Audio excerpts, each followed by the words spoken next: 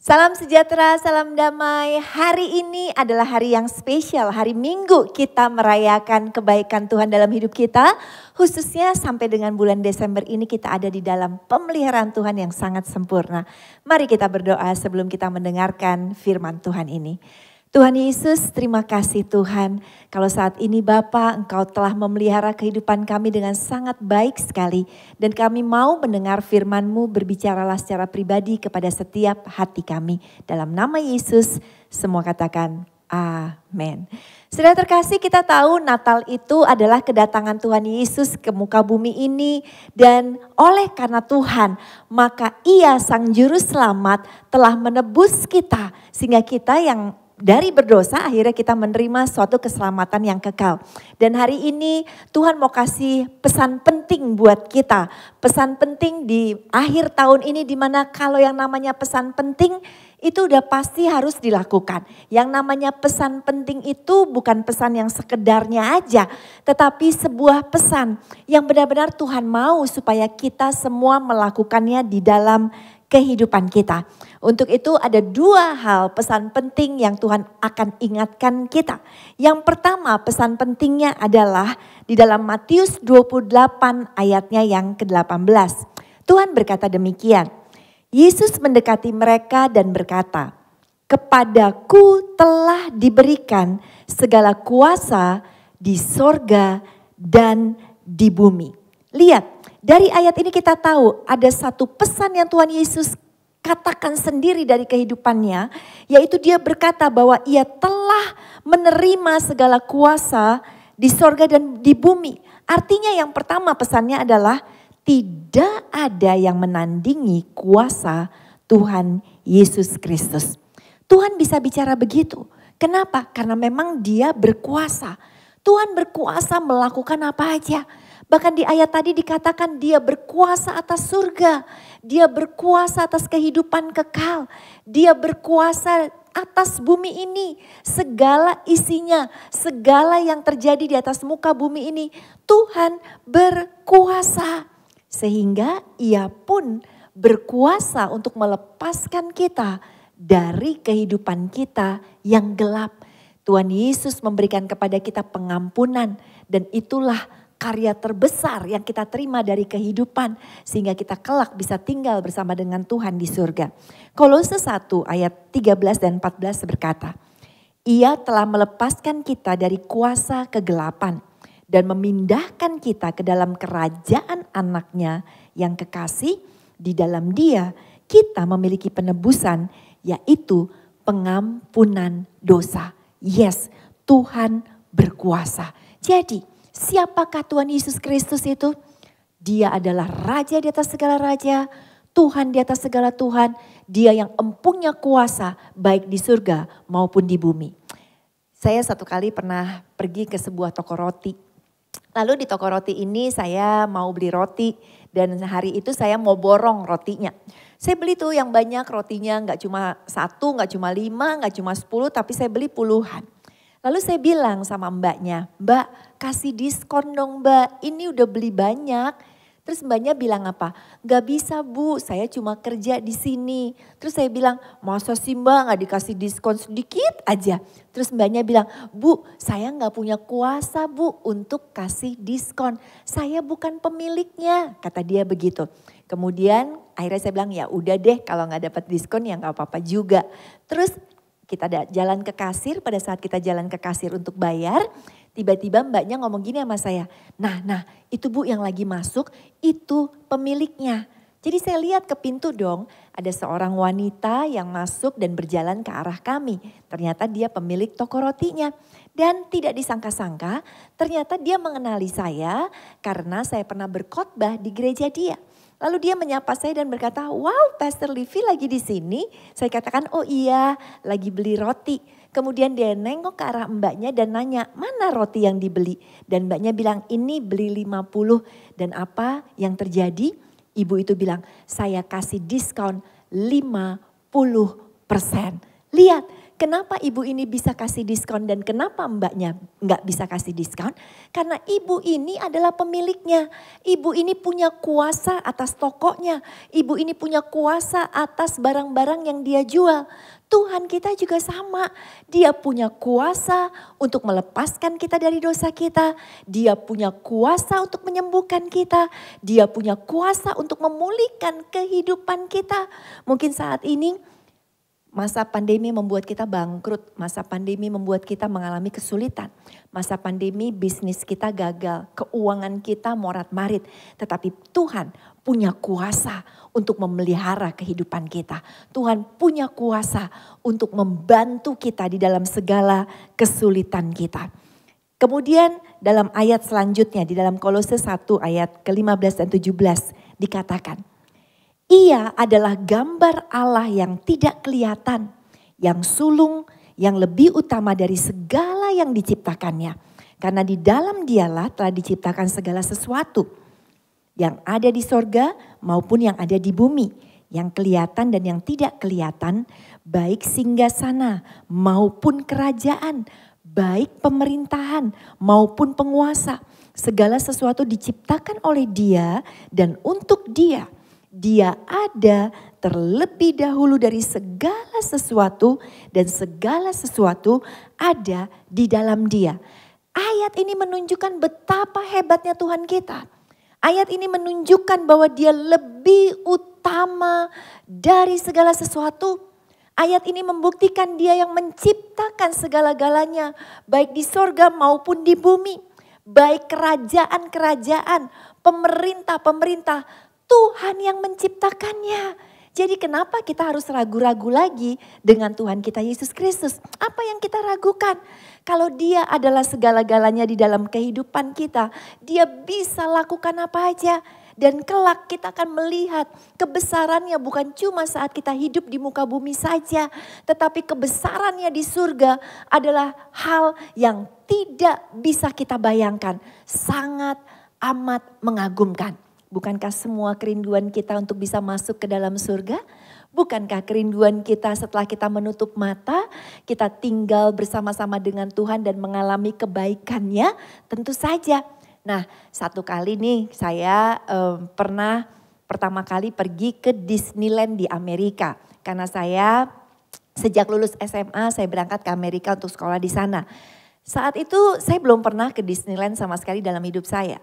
Saya ke Disneyland itu baru pertama kalinya. Dan pada saat saya masuk ke dalam Disneyland, Disneyland itu dikatakan bahwa tag-nya dia bilang gini, a place yang the most fun ya, place on earth gitu ya. Dikatakan tempat yang terindah, tempat yang terbaik, tempat yang luar biasa itu adalah di Disneyland gitu ya. The best place on earth, tempat terbaik adalah Disneyland. Dan waktu saya masuk, wow saya terpesona banget. Tempatnya bagus banget. Kemudian di situ banyak hal-hal yang menyenangkan sekali. Banyak permainan. Belum lagi sore hari ada parade atau parade daripada semua karakter yang ada di Disneyland. Tiba-tiba ada putri-putri yang ada di film-film Disneyland. Mereka lewat di dalam parade itu. Mereka dada-dada dan kita menyaksikannya, kita nonton. Dan belum berhenti sampai di situ saja. Ternyata malam harinya ada pesta kembang api. Dan terus terang saya terpesona. Saya belum pernah ngeliat yang namanya kembang api sebagus itu. Saya lihat, kemudian saya mengagumi dan saya berkata, "Waduh, ini bagusnya luar biasa. Saya harus ajak keluarga saya, kakak saya, adik saya untuk ke sini." Lalu setelah dari Disneyland saya telepon ke Jakarta, saya kasih tahu ke adik saya kasih tahu ke kakak saya katakan, "Guys, kalian harus nanti ke Amerika ya, harus lihat Disneyland, harus lihat kembang apinya, bagusnya nih banget gitu ya."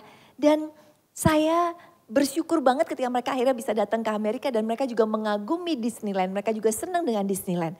Disneyland sebenarnya nggak ada apa-apanya dibandingkan dengan kerajaan surga. Disneyland itu masih biasa-biasa aja.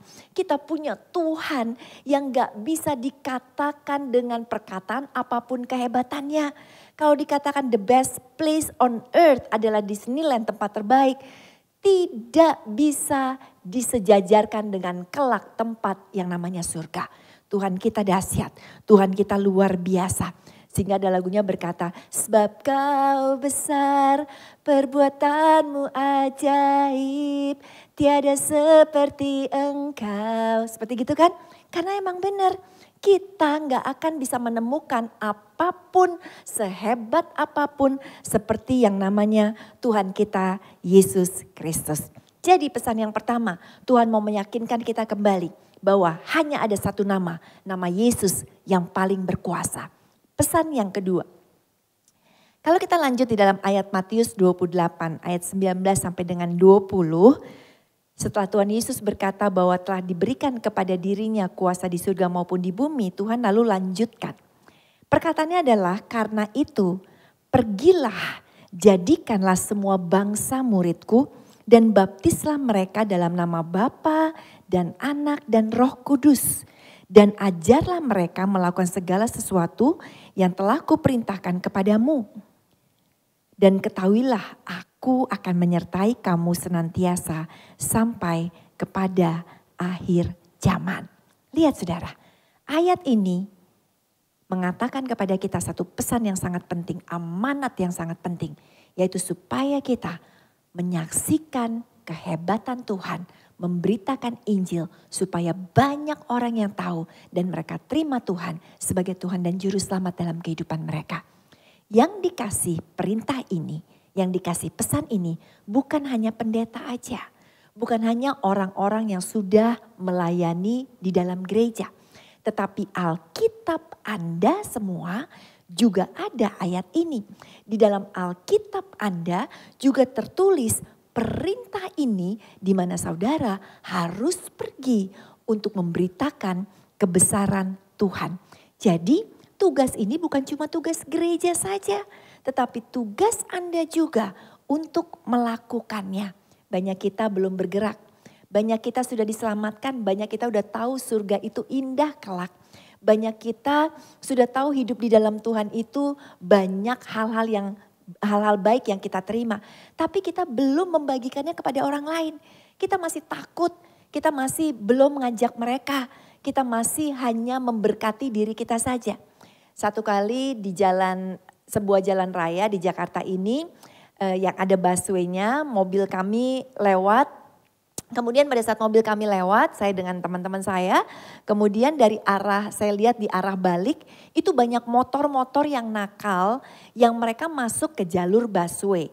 Tetapi ternyata dicegat oleh polisi yang akan menangkap mereka. Lalu setelah mobil saya lewat, saya lihat makin banyak motor-motor yang belum melihat bahwa di depan mereka akan ada polisi. Lalu saya buka jendela dan rasanya kepengen teriak kepada motor-motor itu. Hei, ada razia, puter balik. Dan teman saya bilang, ngapain sih buka-buka jendela dan ngomong-ngomong kayak begitu? Kenapa? Karena saya punya rasa belas kasihan, rasanya pengen nolong. Tapi teman saya bilang gini, ya mereka kan bandel, mereka yang ngelanggar aturan kan, katanya begitu. Bukankah kalau kita ngelihat orang lain seperti itu kita pengen nolong, ini cuma soal supaya mereka nggak kena tilang. Tetapi banyak teman-teman kita, banyak keluarga kita, mereka yang sedang berada di dalam sebuah jalanan dalam kehidupan mereka yang ujung-ujungnya adalah jurang. Mereka belum kenal Tuhan, mereka undur daripada Tuhan. Mereka mungkin masih mengalami kehidupan kenikmatan dunia. Dan mereka belum bisa lihat bahwa di depan mereka itu adalah kehancuran. Sehingga tugas kita adalah pergi kepada mereka. Beritahukan kepada mereka supaya mereka bisa putar balik. Dan supaya bisa mereka menerima Tuhan sebagai Tuhan dan Juru Selamat. Dan mengalami sebuah pertobatan di dalam kehidupan mereka. Kasian kan kalau kita melihat hidup mereka celaka. Untuk itu kita harus minta sama Tuhan. Supaya kita juga diberikan hati seperti hati Tuhan. Karena kita belajar dari kebenaran firman Tuhan begitu banyak. Tuhan berkata, perkataan dia memiliki belas kasihan. Dia melihat orang-orang banyak. Dia mulai timbullah rasa belas kasihan di dalam hati dia. Markus 6 ayat 34. Ketika Yesus mendarat, dia melihat sejumlah besar orang banyak. Maka tergeraklah hatinya oleh belas kasihan kepada mereka. Karena mereka seperti domba yang tidak mempunyai gembala. Lalu mulailah ia mengajarkan banyak hal kepada mereka. Minta kepada Tuhan hati yang sama. Bukankah anak dengan bapaknya itu pasti mirip-mirip, ada kesamaannya? Bapak kita di surga punya hati yang penuh dengan belas kasihan. Hati kita pun harusnya penuh dengan belas kasihan. Saya punya suami yang saya sangat sayang, saudara terkasih. Pastor Edward itu dengan papanya miripnya luar biasa. Bapak dengan anak mirip karakternya, cara jalannya, wajahnya, ketawanya, saudara. Kenapa? Karena bapak dengan anak ya mirip-mirip lah. Nah, kita ngaku anak Tuhan di surga, tetapi hati kita tertutup. Tetapi hati kita gak punya belas kasihan. Tetapi hati kita gak peduli. Kalau teman kita belum tahu Tuhan atau berada di dalam kenikmatan dunia dan mereka akan masuk neraka, kita gak peduli.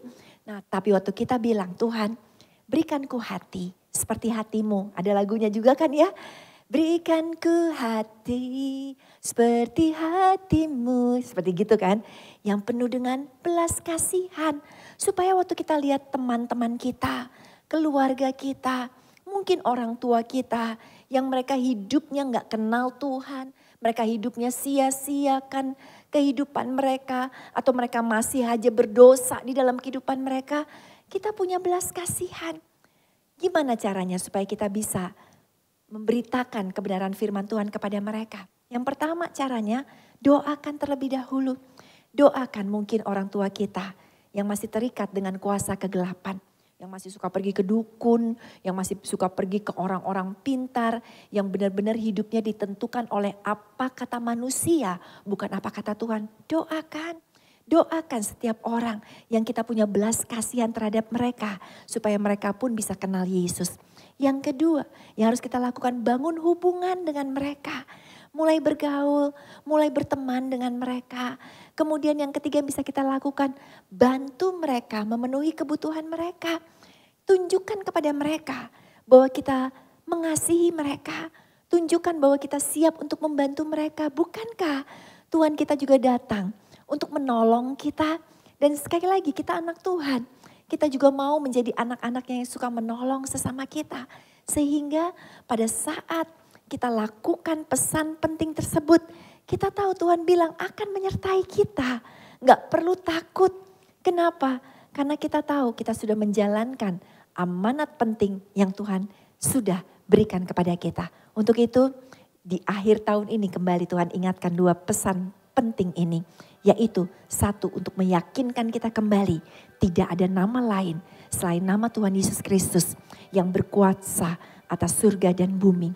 Yang kedua, supaya kita pergi, supaya kita menyaksikan tentang Tuhan, memberitakan kebenaran firman Tuhan, menyelamatkan teman-teman kita, keluarga kita yang belum kenal Kristus, sehingga akhirnya mereka pun bisa datang kepada Tuhan, menyesali perbuatan mereka, dan mereka kelak bisa juga masuk surga bersama-sama dengan kita semua.